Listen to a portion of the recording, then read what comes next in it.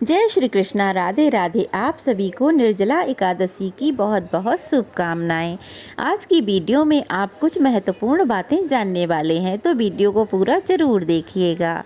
जैसे कि निर्जला एकादशी का व्रत क्या सभी को रखना चाहिए, खास तौर पर उन लोगों के लिए जो हर महीने की एकादशी का व्रत रखते हैं, क्या उन्हें भी यह व्रत निर्जल रखना चाहिए, या जो लोग कभी भी व्रत नहीं रखते एकादशी का, उन्हें यह व्रत निर्जला ही रखना है या जल और फल ग्रहण कर सकते हैं। अगर निर्जला व्रत नहीं रख पा रहे हैं तो क्या करना चाहिए? निर्जला व्रत में जल का त्याग कब से कब तक करना चाहिए? जल पीने की विधि क्या है? अगर प्राण संकट में हो, जल पीने की बहुत आवश्यकता हो, तो आप किस तरह से जल पी सकते हैं? क्या बार बार आचमन और कुल्ला करने से व्रत खंडित हो जाता है? तो देखिए, निर्जला एकादशी साल की सबसे बड़ी एकादशी मानी जाती है। वैसे तो साल भर में 24 एकादशियां पड़ती हैं, लेकिन अधिक मास आने पर इनकी संख्या हो जाती है 26। और जो व्यक्ति निर्जला एकादशी का व्रत 24 घंटे तक रख लेता है, तो उसे सभी 26 एकादशियों का व्रत का फल एकमात्र इसी एकादशी से मिल जाता है। तो जो लोग हर महीने की एकादशी का व्रत रखना चाह रहे हों लेकिन नहीं रख पा रहे हों, तो उन लोगों को निर्जला एकादशी का व्रत जरूर रखना चाहिए। जो लोग निर्जला एकादशी का व्रत रखना चाहते हों और वो लोग केवल अगर 12 घंटे भी इस व्रत को निर्जला रह लेते हैं, जैसे कि एकादशी के दिन सूर्योदय से लेकर सूर्य अस्त तक, तो ऐसे में उन्हें साल की 12 एकादशियों का पुण्य प्राप्त हो जाता है। तो आप सुबह ही संकल्प ले लें कि आपको कितने घंटे निर्जला एकादशी का व्रत रखना है। अब बात आती है कि जल कब से कब तक पीना चाहिए।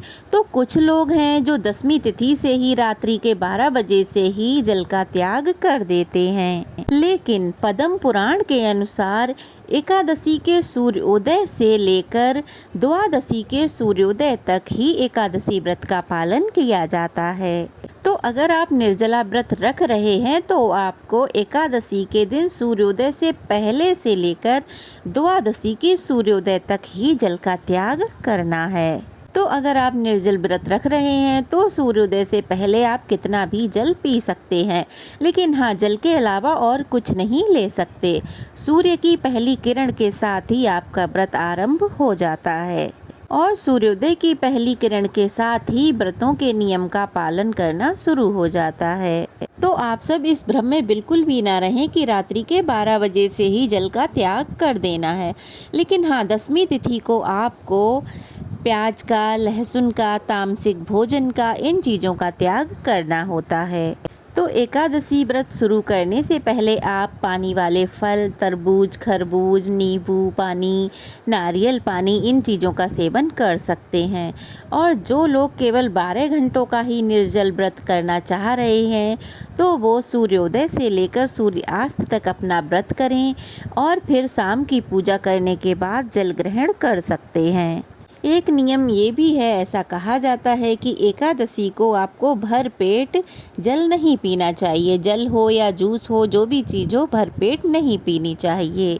अब जो लोग वर्ष भर की सभी एकादशियों का व्रत रखते हैं, तो उनकी श्रद्धा पर निर्भर करता है कि वो फलाहार के साथ, जल के साथ व्रत रखेंगे या निर्जल रहकर रखेंगे। अब क्योंकि आप तो पूरे वर्ष भर की एकादशियों का व्रत रखते ही आ रहे हैं, यह व्रत उन लोगों के लिए बना है जो वर्ष भर में एक भी एकादशी का व्रत नहीं रखते हैं।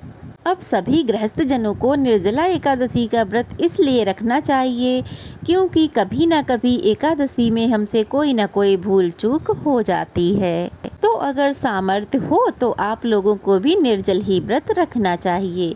अब क्योंकि पांडुपुत्र भीम जो कभी व्रत रख ही नहीं पाते थे, उनके परिवार के सभी सदस्य व्रत रखते थे, लेकिन भूख के कारण भीमसेन कभी व्रत नहीं रख पाते थे। लेकिन मोक्ष की प्राप्ति की इच्छा से एक बार उन्होंने महर्षि वेदव्यास जी के कहने पर ज्येष्ठ मास के शुक्ल पक्ष की एकादशी का निर्जला व्रत रखा, जिसके बाद से ही इस एकादशी को पांडव एकादशी या भीमसेनी एकादशी के नाम से जाना जाने लगा। निर्जला एकादशी व्रत का पारण द्वादशी को सुबह जल्दी ही कर लेना चाहिए। शुभ मुहूर्त के अंदर अंदर ही आपको अपने व्रत का पारण कर लेना चाहिए। सूर्य देवता की पहली किरण के साथ ही आपको सूर्य देव को अर्घ देना है। भगवान विष्णु, माता लक्ष्मी का पूजन करना है और उसके बाद सीधा सामग्री जो भी आप दान देना चाहते हैं वो निकाल कर रख लेनी है। फिर भगवान विष्णु को सात्विक भोग लगाएं जिसमें तुलसी पत्र अवश्य हो। फिर तुलसी माता की पूजा करें, आरती करें, उनमें जल अर्पित करें। तुलसी माता को लाल चुनरी, मौली, फल, मिठाई, कलावा आदि अर्पित करें। तुलसी माता की परिक्रमा जरूर लगाएं। उसके बाद भगवान विष्णु के सामने बैठकर अपने दाहिने हाथ में थोड़ा सा जल और तुलसी पत्र लेकर उसका सेवन करें और अपने व्रत का पारण करें। आप पंचामृत से भी अपना व्रत का पारण कर सकते हैं, बस तुलसी पत्र जरूर होना चाहिए। अगर अगले दिन आपका कोई दूसरा व्रत नहीं है, केवल एकादशी व्रत ही रखा था, तो फिर आपको इस दिन चावल का सेवन द्वादशी को जरूर करना चाहिए। वैसे तो निर्जला एकादशी का व्रत गंगा दशहरा के अगले दिन ही पड़ जाता है, लेकिन कभी कभी ऐसा होता है कि दशमी और एकादशी दोनों एक ही दिन पड़ जाती हैं और दूसरे दिन द्वादशी और एकादशी पड़ जाती है। तो ऐसे में व्रत रखने में कंफ्यूजन हो जाता है। तो शास्त्र संबत जो तिथि बताई गई है, तो सबसे शुद्ध तिथि बताई गई है जिसमें एकादशी और द्वादशी दोनों तिथियां मिली हुई हों। ऐसी एकादशी ज्यादा पुण्य फल देने वाली होती है। लेकिन दशमी युक्त एकादशी शुद्ध नहीं मानी जाती है। जिस दिन एकादशी लग रही हो और 4 घंटे पहले तक दशमी तिथि विद्यमान हो तो उसे दशमी युक्त एकादशी ही कहते हैं। लेकिन अगर द्वादशी पूरा दिन विद्यमान हो और द्वादशी वाले दिन अगर 1 सेकंड को भी एकादशी तिथि विद्यमान है तो वह सबसे शुद्ध एकादशी मानी जाती है।